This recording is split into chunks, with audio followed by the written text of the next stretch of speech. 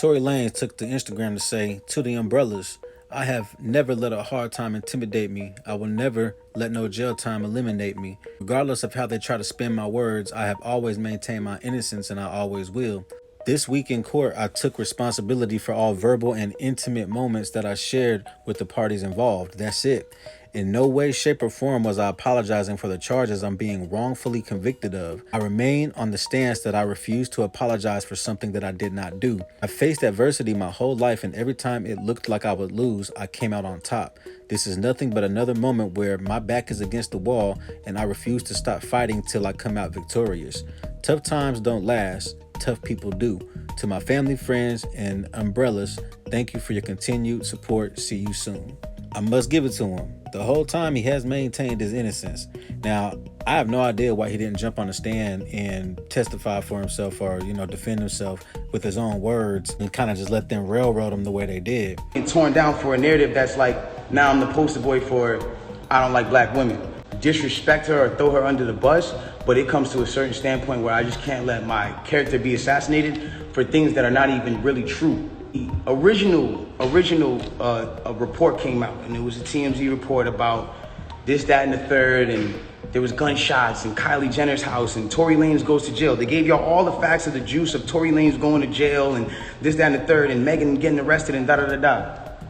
2 days after that, I get a call from Rock Nation that says, "Yo, we heard you're gonna make a statement about what happened, and it'd be in your best interest if you don't make that statement." But if you watch that trial, I'm sorry, it did not seem like the stories was adding up on Meg's side, on her friend's side.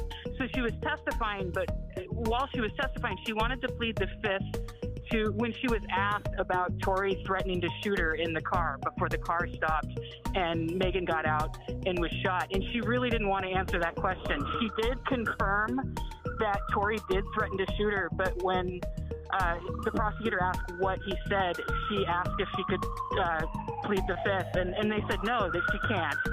And that was just really hard for her, you could tell. She really struggled with saying anything incriminating about Tory or just trying to say anything about him in any way. But the prosecutor really over a kind of painful couple hours tried to kind of press her about the fact that she was very candid about this back in September in a recorded interview that, of course, they were able to play for the jury. And she sounds a lot more candid about the shooting, and she's talking about how she saw Tory doing the shooting. She wouldn't get into that on the stand.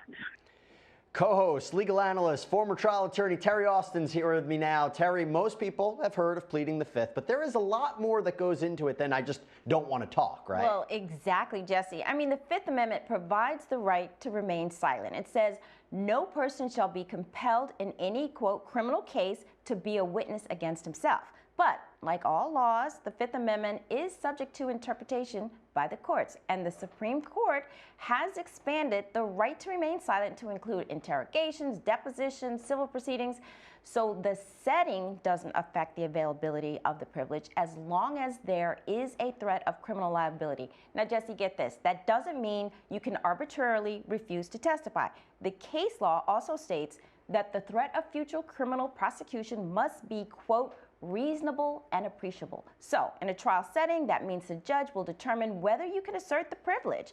If the judge agrees that there's a real threat of future prosecution, then you can remain silent. But if the judge says no, then you could be compelled to testify, and if you refuse, you could be held in contempt.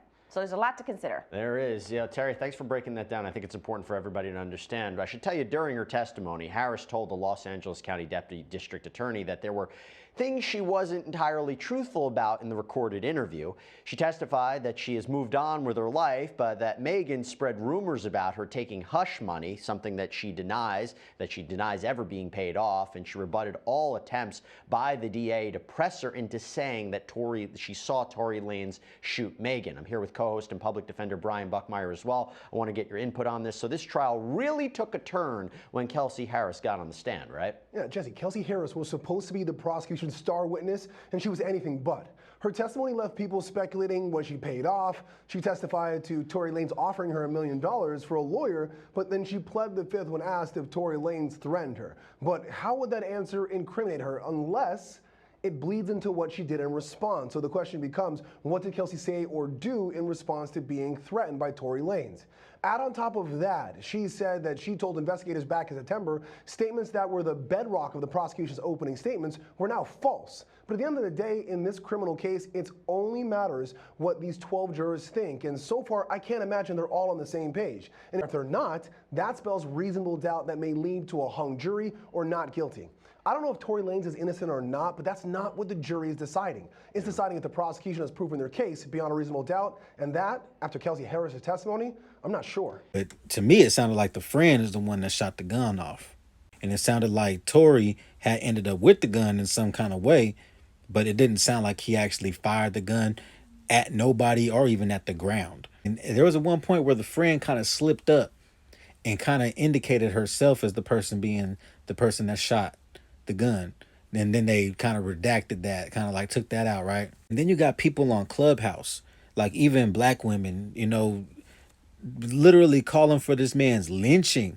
Like these people are on on a platform calling for this man to either get more years, and some of them are even saying he should have got the death penalty.